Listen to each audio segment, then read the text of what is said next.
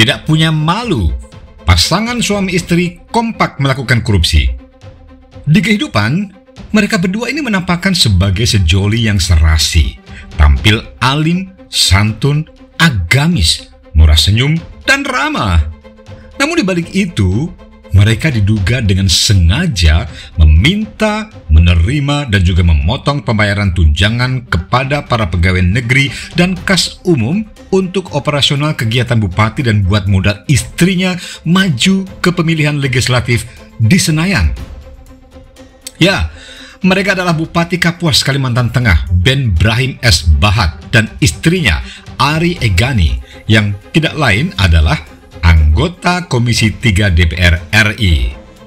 Pasangan politisi Partai Nasdem ini mengikuti jejak dua sejoli koruptor sebelumnya, yaitu Bendahara Partai Demokrat M. Nasruddin dan istrinya Neneng Sriwahyuni, kemudian mantan Bupati Karawang Ade Suara dan istrinya Nur Latifah dari Partai Gerindra, dan mantan Wali Kota Palembang almarhum Romi Herton berikut istrinya Mas Syitoh dari PDIP.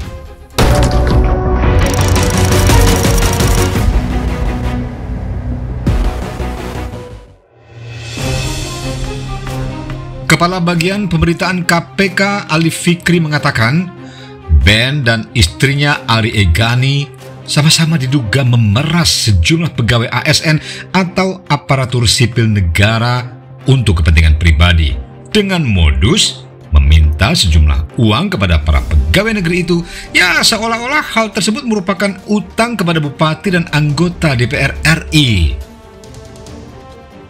KPK memperkirakan kalau uang yang didapatkan Ben dan Ari dari praktik korupsi adalah sekitar 8,7 miliar rupiah yang diduga berasal dari pemotongan anggaran dari berbagai satuan kerja perangkat daerah atau SKPD di Pemkab Kapuas, Kalimantan Tengah, serta dari pihak swasta. Ben Brahim S. Bahat ini merupakan Bupati Kapuas selama 2 periode, yakni 2013 hingga 2018 dan 2018 hingga 2023. Dia diduga menerima sejumlah uang terkait pemberian izin lokasi perkebunan di Kabupaten Kapuas.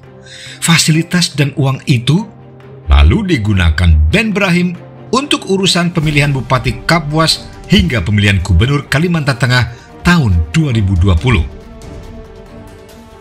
Sebelum menjadi orang nomor 1 di Kabupaten Kapuas, Ben ini merupakan PNS di Kementerian Pekerjaan Umum.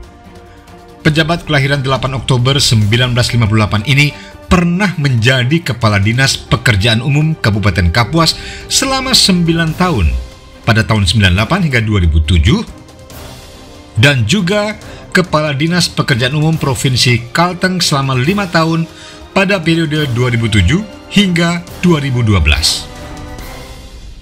Sedangkan istrinya Ari Egani merupakan politikus Partai Nasional Demokrat atau Nasdem yang menjabat sebagai anggota DPR RI periode 2019 hingga 2024. Ya, wanita kelahiran 12 Mei 1969 ini mewakili daerah pemilihan Kalimantan Tengah. Ari menggunakan uang korupsi suaminya untuk keperluan pemilihan anggota legislatif pada tahun 2019, termasuk membayar 2 lembaga survei nasional. Ini sebelum tertangkap, Ari merupakan anggota DPR RI yang duduk di Komisi 3. Komisi 3, ya kita sama-sama tahu, baru saja berdebat sengit dengan Menko Polhukam Mahfud MD menjelaskan mengenai polemik pencucian uang senilai 349 triliun rupiah yang terkait dengan Kementerian Keuangan.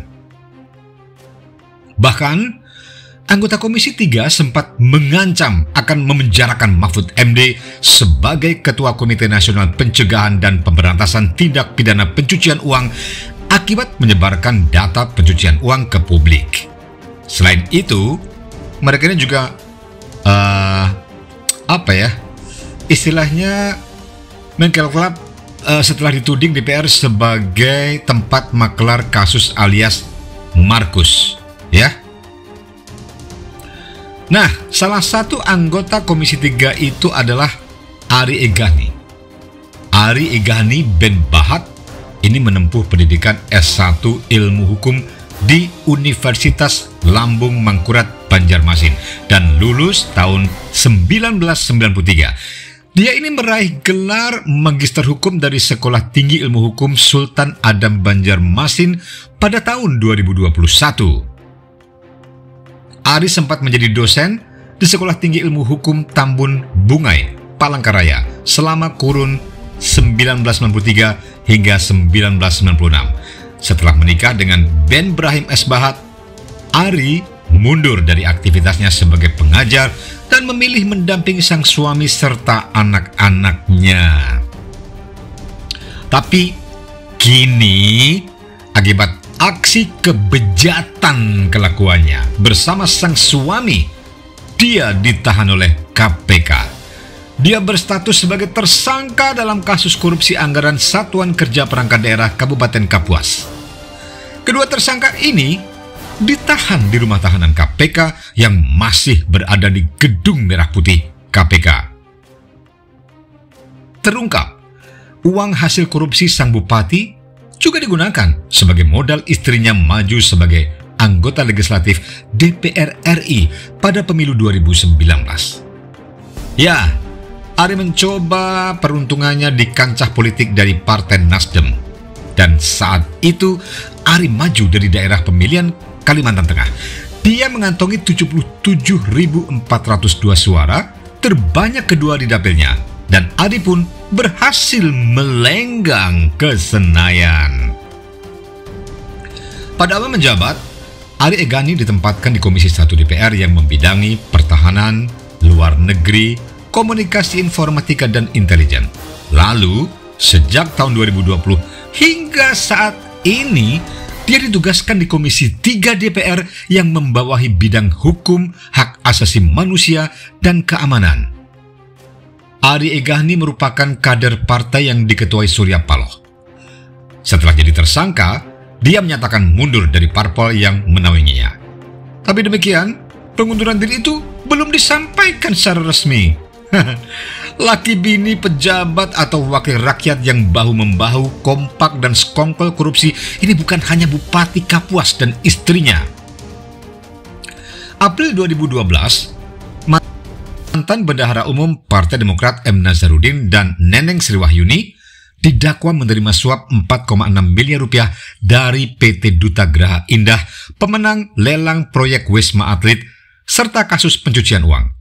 Nazarudin dipidana bui 13 tahun, sedangkan Neneng 6 tahun.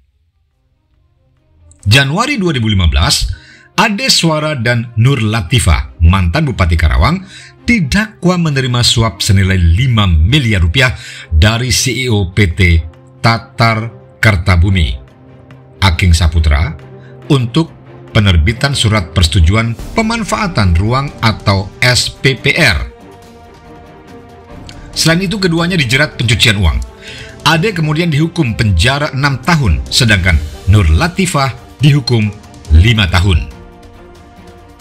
Lalu, Maret 2015, mantan Wali Kota Palembang Romi Herton dan Masyitoh ini menyuap Ketua MK Akil Mokhtar saat itu senilai 14 miliar rupiah dan 316 dolar Amerika, dibantu Masyitoh untuk mempengaruhi putusan perkara permohonan keberatan hasil Pilkada Kota Palembang. Nah, Pak Sutri itu juga dijerat dengan pasal pemberian kesaksian palsu di persidangan. Romi lalu dihukum 7 tahun penjara, sedangkan Masyitoh 5 tahun penjara. Romi meninggal di Lapas Gunung Sindur pada September 2017. Yang pasti kami sampai saat ini, kalau semua bisa bicara ya, jadi bukti persidangan akan membuktikan itu. Jadi saya tidak berkomentar banyak. Saya adalah orang hukum, saya mengerti tentang hukum, saya taat hukum. Jadi saya no comment tentang itu.